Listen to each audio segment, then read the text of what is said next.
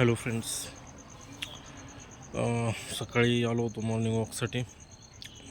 अर्धा तास केला वॉक आणि व्हिडिओ बनवला नव्हता बऱ्याच दिवसापासून, त्याच्यामुळं ठरवलं की चला व्हिडिओ बनवूया आज एक. तर मित्रांनो, प्रॉब्लेम्स चालतच राहणार आहेत. जिंदगी अशीच स्ट्रेसमध्ये जाणार आहे. म्हणजे कामाचा स्ट्रेस असतो, डेली उठून आपल्याला कामाला जावं लागतं.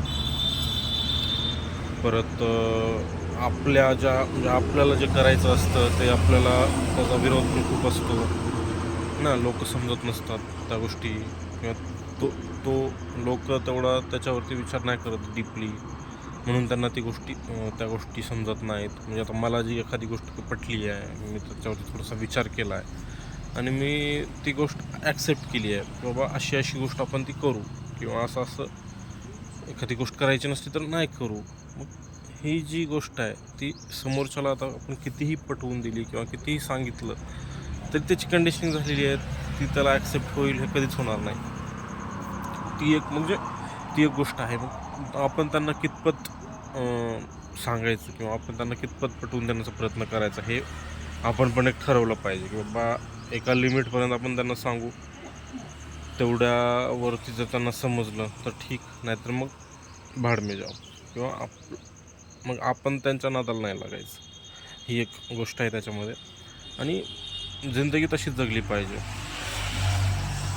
असं मला वाटतं. आणि आता मला म्हणजे जॉबमध्ये इतका त्रास होतो आहे हे मी समजून घेतो आहे. तर मला लवकरात लवकर तो जॉब सोडायचा आहे आणि दुसरं काहीतरी मी माझा इंटरेस्टमध्ये मी काही करू शकतो का, मला ज्याच्यामध्ये इंटरेस्ट आहे त्याच्यामध्ये मी काही करू शकतो का, हे मला पाहायचं आहे. तेच आता समजत नाही मला नेमकं काय करू मी. म्हणजे सुरुवातीला तर मी ट्रॅव्हल करणार आहे 6 महिने तरी ॲटलिस्ट. मी 6 महिने मी ट्रॅव्हल केल्यानंतर मला कळेल की बाबा मला खरंच नेमकं काय करायचं आहे. म्हणजे एखादी आयडिया तरी येईल. मी बिझनेस करू शकतो, किंवा मी काही दुसरे फ्रीलान्सिंग काम करू शकतो, किंवा म्हणजे काय आणखी दुसरं करता येईल मला ते मला समजेल. कारण मी जोपर्यंत मला स्वतःला वेळ देणार नाही तोपर्यंत ती गोष्ट मला समजणारच नाही, हे तितकंच खरं आहे. आणि त्याच्यामुळं मला स्वतःला वेळ द्यायचा आहे, ही एक गोष्ट झाली. आणि दुःख खूप आहे जगात, भयंकर दुःख आहे. आणि आणखी एक गोष्ट बोलायची मला डाएटबद्दल. आपला जो डाएट आहे तो खूप म्हणजे खराब आहे डाएट आपला. आपण जे खातो भात चपाती ना, भाजी, याच्यामध्ये आपल्याला फक्त कार्ब्स मिळतात. म्हणजे आपलं फक्त वजन वाढतं, पण आपल्याला कार्बवाला डाएट आपल्या बॉडीला नाही दिला पाहिजे. तर आपण दिलं पाहिजे प्रोटीनवाला डाएट.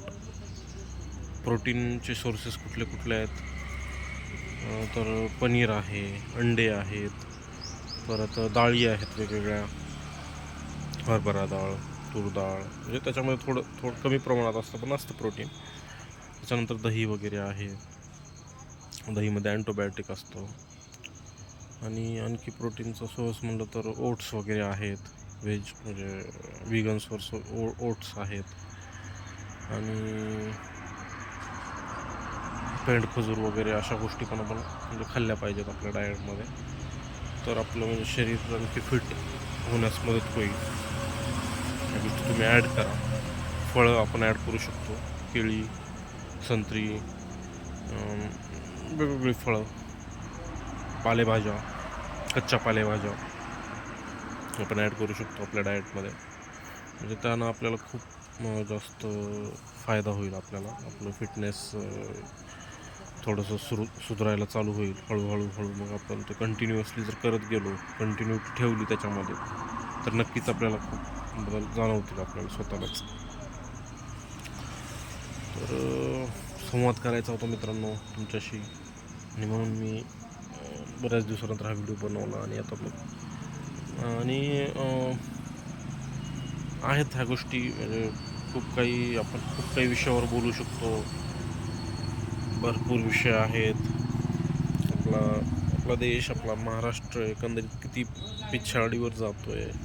आपण घटना पाहतोय, कशा कशा घटना घडत आहेत, काय म्हणजे किती लोक अंधश्रद्धा पाळतात इथे आणि अंधश्रद्धेला बळी पडतात. आणि म्हणजे भयंकरच आहे ना. ज्या गोष्टीवर त्यांनी खरंच वेळ दिला पाहिजे त्या गोष्टीवर वेळ न देता त्या दुसऱ्याच गोष्टीवरती वेळ देत आहेत आणि त्यांची लाईफ खराब करत आहेत. तर